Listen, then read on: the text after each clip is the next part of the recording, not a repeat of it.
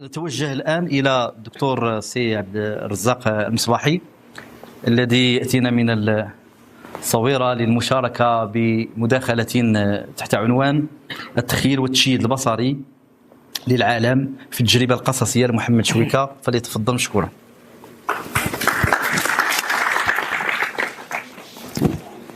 شكرا السيد الرئيس، وأهنئ الصديق محمد شويكة على هذا الاحتفاء بتجربته المتعددة في القصة وفي السينما وفي الفكر وفي الفن التشكيلي أيضا. ولعل جوهر مداخلتي حينما أقول تخيل والتشييد البصري للعالم، المقصود به هو الحرص على هذا التداخل وأثره على التجربة القصصية نفسها، لأن الإشكال الأول في تجربته هو تجنيسها.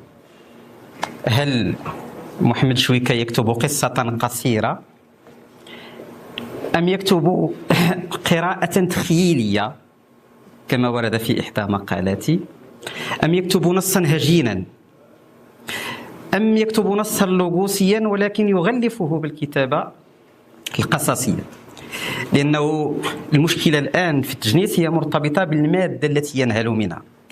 أنه إذا كان المعلوم أن القصة القصيرة أو كتاب عموما ينهلون أدواتهم من الواقع، وفي القصة يركز على تفصيلات هذا الواقع، ثم يدمجها في حبكة في الغالب ما تبئر على ذات واحدة، ذات سردية واحدة وذات ساردة واحدة، وحبكة تنطلق من لحظة بدئية إلى لحظة تنوير. هذا هو العادي.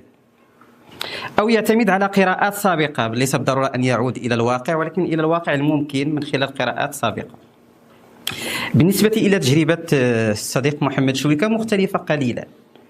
هو ينهل من اهتماماته الفكرية والبحثية والفنية، لأنه هو مهتم بالفن التشكيلي، وهو ما يعنيني في هذا الجانب.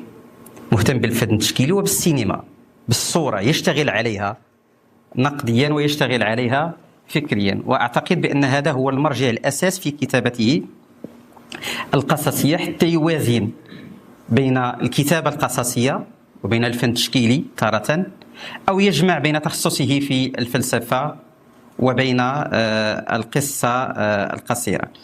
أنا كنت أعتقد حينما قرأت مجموعته الأخيرة الواو بأن هذه التجربة كانت تجربة فريدة وليست مرتبطة بمشروع يشتغل عليه. ولكن حينما كنت طلبت منه على الأقل، أنا بطبيعة الحال كنت أقرأ الكثير من مجموعاته القصصية، ولكن طلبت الأعمال القصصية الأولى 3 التي فيها الحب الحافي والنصل والغمد وخرافات. خرافات تكاد تكون معاصرة، القردانية، تيه في الألوان وغيرها. وجدت بأن هذه المجموعة بالضبط، تيه في الألوان، تتأسس على التجربة نفسها في الواو. لأن هذه مجموعة الواو هي تعتمد، ما عنديش المجموعة ما جبتهاش معايا، ولكن فيها قصة وفيها صورة فوتوغرافية، ويعيد قراءة تلك الصورة الفوتوغرافية من جديد عن طريق حبكة في قصة تختلف. التجربة نفسها في تيف الألوان التي كتبت ما بين 2004 و2005، يعني ما يفوق 20 سنة، ثم استعاد هذه التجربة مرة أخرى. الفرق الذي وجدته هو فقط في العناوين. مثلا في العناوين في التجربة الأولى كانت بضربة كأنها ضربة من مسدس، طلقة من مسدس، كلمة واحدة بمعنى مرجعي ثابت تلخص رهان القصة أو رهان الكاتب. مثلا تجد من العناوين التكلس، القنبلة، الغابة، الصليب، التين، صيد، كلمة واحدة في العنوان.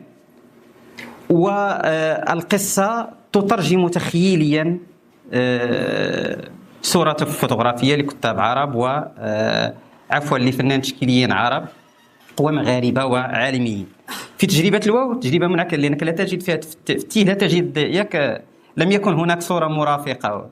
العكس بالنسبة لي الواو تجد فيها النص البصري وتجد فيها النص التخيلي، ويحاول إعادة بناء العالم. أنا قلت بناء العالم لأني لم أريد أن أقول الرؤية للعالم حتى لا ترتبط فقط بالبنيوية التكوينية، لأن مفهوم الرؤية للعالم هو تعبير الكاتب عن طبقته، ولكن هذا التشييد للعالم هو إعادة قراءة هذه العوالم البصرية والمراجع البصرية والمراجع التخيلية من أجل بناء معنى للعالم. وسأعطي مثال من الواو، من قصة التفاحة والامتداد. سبق أن أعطيت هذا المثال. الواو راه فيها الواو، اش كتلقاو الواو؟ كتلقاو هذيك التفاحة والامتداد، الدراجة والشرخ، النافذة واللطخة، البيضة والخط، الحجاب والجمجمة، المرأة والظل. وأنا أنصح بقراءتها لأنك تستمتع بشكل مضاعف. وحتى على مستوى الرهان، ليس الرهان الذي يريد أن يوصله الكاتب فقط إليك، تجد 3 أنواع من الرهان على الأقل. هناك رهان القصة مستقلا، ورهان الكاتب انطلاقا من مرجعيته وكذا، ورهان القارئ رهانك أنت الذي يمكن أن تقرأ فيه قراءة حرة. يعني يمكن أن تقرأ القصة مستقلة، ويمكن أن تقرأ النص البصري مستقلا، ويمكن أن تنتج قراءة مركبة تجمع النصين معا. فالكل يشيد رؤيته للعالم وتصوره الخاص. وحتى بالنسبة إلى الناقد يمكن أن ينتج ما يمكن أن نسميه بالقراءة المضاعفة أو لعبة المرايا اللامتناهية. أنت تقرأ أكثر من نص في انفراده وفي تعالقاته. التفاحة أنا أقرأ عليكم جزءا منه. شحال صار؟ واو. طيب لا أقرأها. وهاد 2 دقائق غادي نشير فيها لشيء معين. هو مسألة هذا الارتباك المقصود في تجنيس العمل. قلت أنت لا تستطيع أن تجنسه، ولكن هناك مشكل كبير ستجده في بنية هذه القصص. إذا قرأتم في الواو، إذا قرأتم في الألوان، ستجدون بأن المتحكم في السرد هو السارد. طبيعة الحال الذي يقرأ، الذي يعرف تاريخ السرد، سيقول بأن الأمر يتعلق بسارد كلاسيكي، اومنيسيون اومني بريزون، حاضر في كل مكان ويعرف كل شيء ويرى كل شيء. والرؤية ديالو هي بالمعنى المدرسي، الرؤية من الخلف، يعرف كل شيء وكذا. ولكن هو تجريبي، وكان في الكوليزيوم القصصي، ويتبنى التجريب في مرجعيته. ومع ذلك هذا السارد، لذلك في هذه القراءة سميته بالسارد المفكر، لأنه سارد ينوب عن التشويكة، عن تصوره للعالم ويدمجه فيه. ولذلك أحيانا كتلقاو ديك البنية الكلاسيكية في بعض القصص، وضعية بدئية وسيطة ونهاية.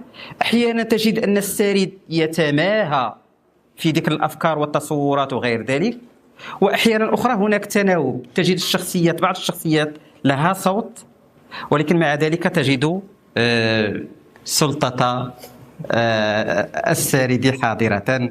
وشكرا للسيد الرئيس.